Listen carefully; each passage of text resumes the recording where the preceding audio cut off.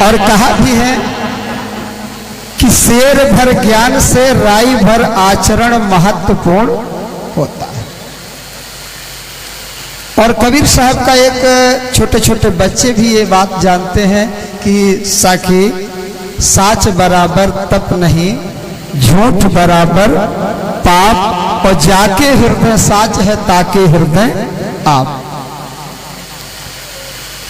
सबते साचा भला जो साचा दिल हो, और साच बिना सुख नाहि ना कोटि करे जो हो।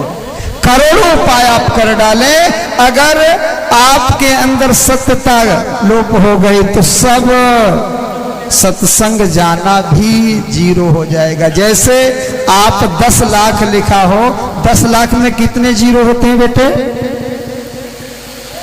इकाई, दहाई, सैकड़ा, हजार, 10,000, लाख, यानी 5 जीरो आगे होते हैं, इधर 1 होता है बाएं साइड।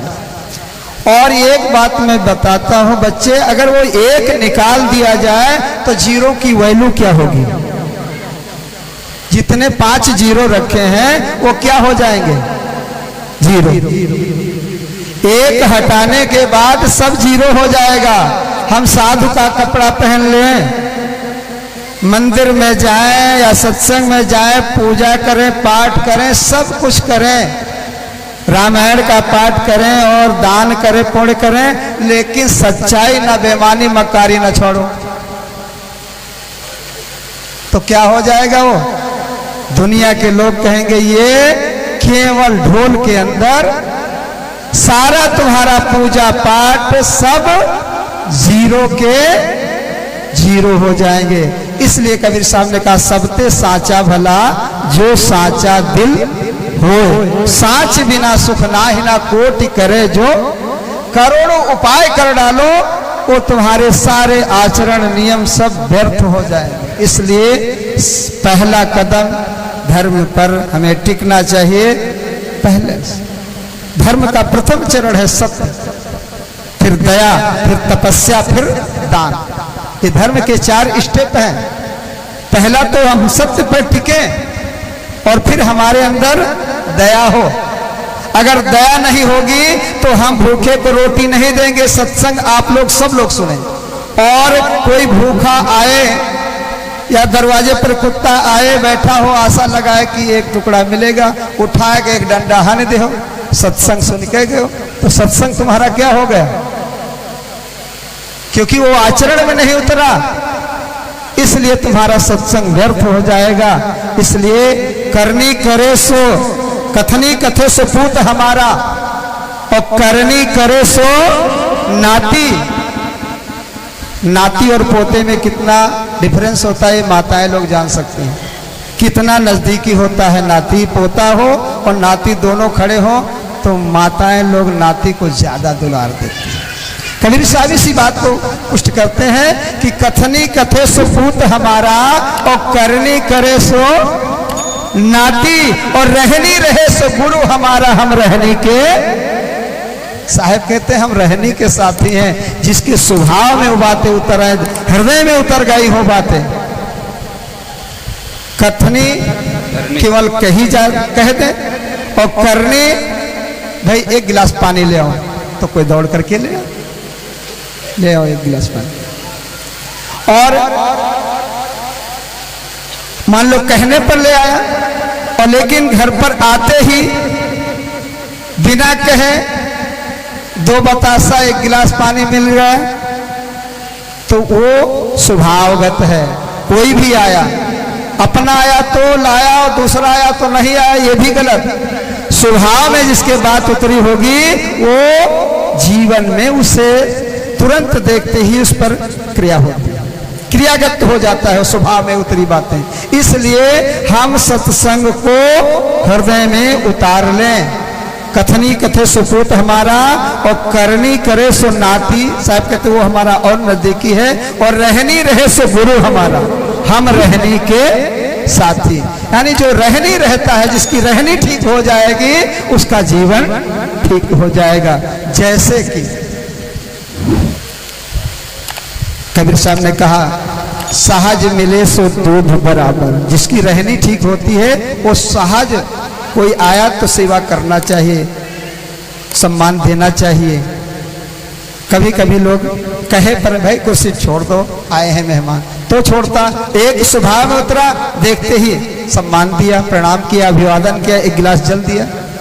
तो साहब कहते हैं सहज मिले सो दूध बराबर, यानी कहना ना पड़े। सहज में अगर वो जो है सहज मिले बस दूध बराबर। सहज में अगर कोई एक गिलास पानी और एक गुड़ की ढेली दे दे या एक बतासा दे दे, वो पानी अगर देता है सहज स्वभाव से आपको प्रेम से, तो वो हो जाएगा दूध। और मांगे मिले सो पानी, सहज मिले सो दूध बराबर और मांगे मिले सो पानी। और कहे कबीर सो रक्त बराबर जामे ऐचा। सहज से मिला, पहुंचते ही एक गिलास जल मिल गया, वो दूध है।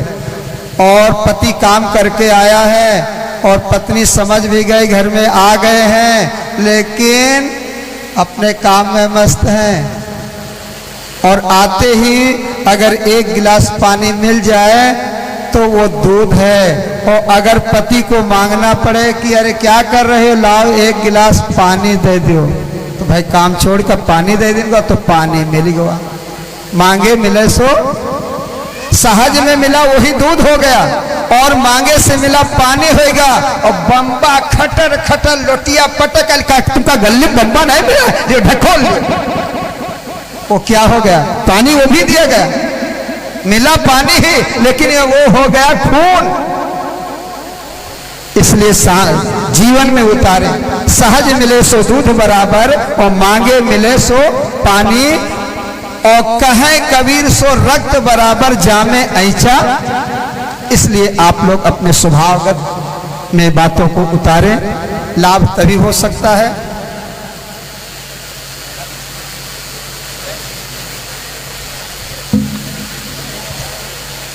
इसलिए विचार करें। आइए हम सब कबीर साहब की जन्म जयंती में आए हैं, तो एक बार जय घोष भी करें। और बहुत देर से सब लोग जय बुलाए, आप लोग परेशान होंगे कि जो आवत वह कहा जय बोल, जो आता वही कहता जय। अरे कहाँ तक जय बोलिए, वही खाया कुछ मिला नहीं, और जो आवत कहा जय बोलो। अरे जय इसलिए बोला जाता है कि कोई भी यहाँ बैठा हार नहीं चाहता है। अगर जय अपनी चाहते हो तो जय महापुरुषों की बोलना पड़ेगा, क्योंकि जय जब दूसरे की चाहोगे तो जैसा आप चाहते हो वैसा कर्म करना पड़ता है। हम चाहें आम खाने को मिले और बोए क्या, मानुष की देहियां बारंबार न मिली और बोए बबुरा तो खाए का अनार नहीं मिलेगा। इसलिए चाह के साथ हमारी राह भी होनी चाहिए। अगर राह गलत है और चाह कुछ और है तो राह मिलने वाली वो हमारी चाह पूरी नहीं हो सकती है। हम चाहे हमारे घर में सुख शांति हो जाए, लेकिन आप दारू पीना नहीं छोड़ रहे हैं, जुआ खेलना नहीं छोड़ रहे हैं और कहते हैं हम संपन्न हो जाएं, हमारे घर में संपत्ति समृद्धि हो जाए, तो ये कैसे हो सकता है? रास्ता छोड़ना पड़ेगा, क्योंकि नदी के इस किनारे से उस किनारे पर पहुंचने के लिए हमें पहला किनारा छोड़ेंगे तब दूसरा किनारा मिलेगा। लेकिन कुछ लोग कहते हैं नहीं हम यू किनारा छोड़ब ना वो पार, तो ऐसा कभी संभव नहीं हो सकता। मैं पढ़ा लिखा हूं नहीं ज्यादा, देसी भाषा में आपको जो बातें और ये जीवन में उतारने की जरूरत है।